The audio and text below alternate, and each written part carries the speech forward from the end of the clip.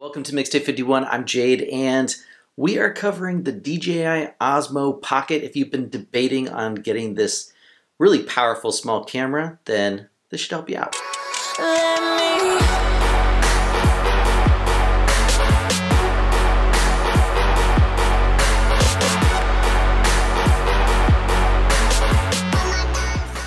I thought I would just cover a few things that I like about this camera and a few things that I don't like about this camera. Now in my case, I purchased this because I was really hoping to lighten up my bag, which this definitely accomplished. I really love the form factor of this, the fact that you can kind of just, have it more accessible and get B-roll pretty quickly, or maybe film, a vlog or even tech reviews or whatever it may be for YouTube. It's incredible what they've put into such a small package. And that brings me to the second thing that I really dig about this, and that is the 3-axis gimbal here. And I've actually got another 3-axis gimbal back here for mirrorless cameras, but it's a whole different ballgame when it comes to that 3-axis gimbal.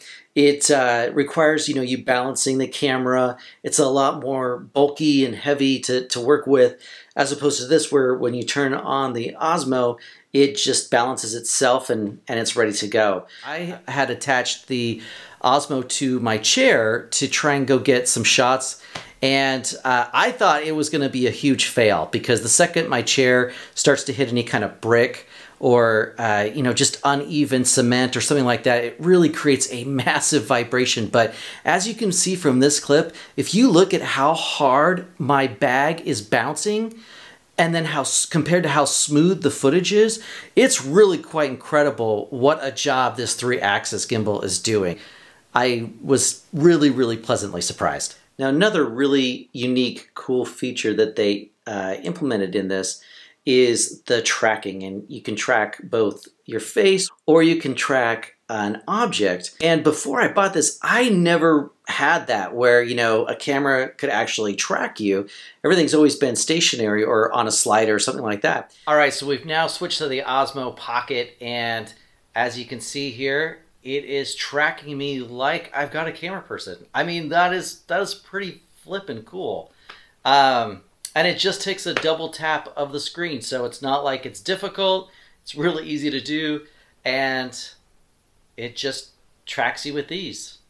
It's very cool. Now, the last big feature that really pushed me more towards buying this is its motion lapse feature. And what's so cool about it is you can basically aim the camera in any direction at any angle. And then you hit number 1 to signify that that's the starting position. And you can then move the camera again to any angle and any direction. Hit number 2 for end position. Set all your settings as far as your shutter speed, that kind of thing, and hit go. And what's so cool is DJI made it very simplistic as far as the camera is stitching everything in camera. What's so nice is you can film it really quick. It's super dynamic and interesting to look at. It's one of the cooler features. I mean, I absolutely love motion lapses. I think it really adds a lot to anything you may be trying to put together, or as far as, adding to a story. I'm really hoping to utilize that feature a lot more. I need to definitely be taking this out more and trying to capture those more. But DJI has really done an awesome job about making that very simplistic to use. So we've covered the things that I feel are kind of really stand out as far as the positives. So let me jump into some of the not so positives. And the first one would be that if you want to upgrade your audio at all on this, they basically make you buy this adapter. So I've gone ahead and switched over to the Osmo for filming so that you can actually hear what the audio is like straight from the camera and get a sense of, what that sounds like. This is the adapter that they require you to buy if you want to try and, purchase an external mic and have better audio. And this is $40, which is just such a bummer. It's a bummer that they've priced it so high. And the other caveat here is that I did try to purchase a USB-C to a 3.5 mic jack. You can't get it to work. It will not work without this specific adapter. So now, in trying to attach the adapter and the mic so that you could hear it, I had to actually remove the Osmo from the tripod that I had it on because you can't get the adapter connected, well, at least the way I had it hooked up. And that's the other frustration with this adapter, is that the way it attaches, it adds this certain clunkiness to the form factor of the camera. And, you know, based on what you had it attached to, you may have to change that. And then also it's just kind of more, I don't know, it's just clunkier and bulkier. But anyways, this is how it sounds. So now you can at least decide if this is something you want to purchase. If you can't tell, I'm still a little bitter over it. Some bullshit. I'm just saying. All right, let's move on. All right, so moving on to number 2 on my list. Now, you know, I love the form factor of this and the portability. The bummer is that they didn't add any kind of adapter for attaching it to a tripod. You have to purchase some sort of cage. And in this case, this is the cage that I purchased. It's really quite a nice one. I mean, it's really flexible as far as being able to use GoPro mounts. And then you've got the 1/4-20 mount for a tripod at the bottom. What's also kind of cool is they've got a hot shoe mount right here on the side. So super flexible. The downside is it adds bulk to the camera, and now you've got to put it into a different kind of case than what it came with. Now, the case that it came with is, you know, really slim, adds to the portability, and you aren't able to utilize this anymore if you're using the cage, unless you take the cage off every time, which kind of a pain. So I had to purchase a separate case, which, you know, it's not like it's huge. The good thing about it is that you can still put like the adapter and the mic all in this mesh portion here. So it's still flexible, but now, you know, you're taking something that was super portable and making it a lot more bulky and less portable. And I think that they could have easily, you know, integrated that into the camera. Even if they just had to make it a little bit slightly bigger, it just would have been really nice if that had been incorporated. Especially because, you know, if you set this down somewhere and there's a bit of wind, you look at this thing wrong and I think it's falling over. You really want to either attach it to your phone or attach it to a tripod. Let's move on to the next one.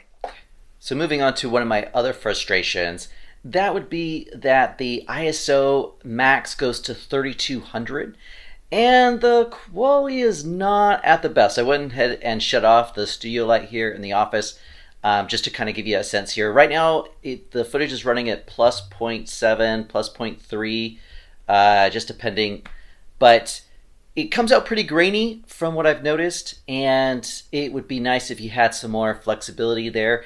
Nowadays, modern cameras do pretty decently with lower light, but this one I wouldn't put on that list. So you want to make sure that you take note.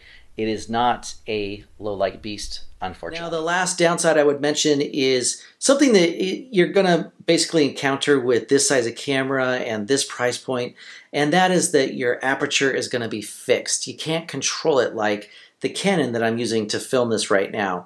And the bummer there is that it's a lot harder for you to control the amount of light that's coming in to hit the sensor. Now, you can get around that with purchasing like ND filters. In this case, I haven't purchased ND filters. I really probably should. I think I'm still resenting the cost of the mic adapter. Also, it's another thing that you've got to put into the case and carry around with you.